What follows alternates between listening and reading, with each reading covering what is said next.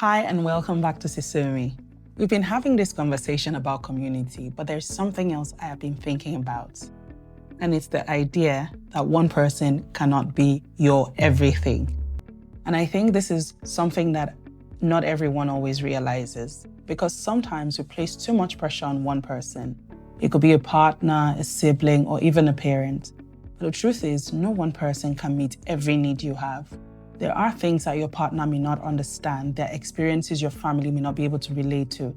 And there are moments where you just need someone outside your immediate circle of influence who is going through what you're going through.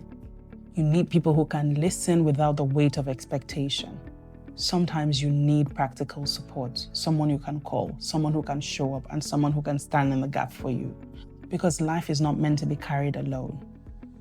And I think I really understood this from a personal experience. I remember a time in my life where I was in a very difficult place. So that was a period of unemployment, uncertainty, and honestly, I was just trying to find my way. During that time, I found myself withdrawing from life because I was used to showing up in a certain way. And if I couldn't show up like that, I just did not want to show up at all.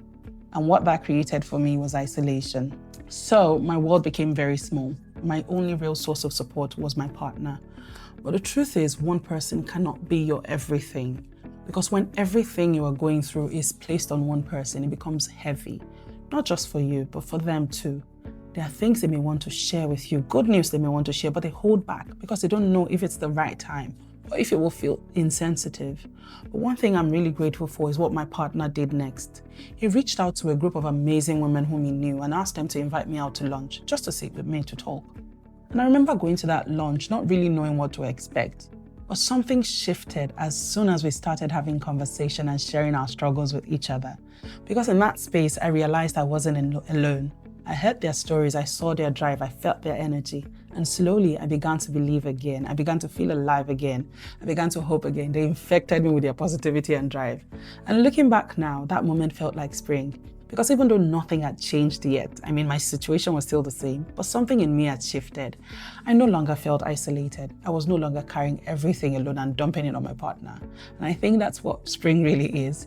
It's not when everything around you changes. It's when something in you begins to come alive again.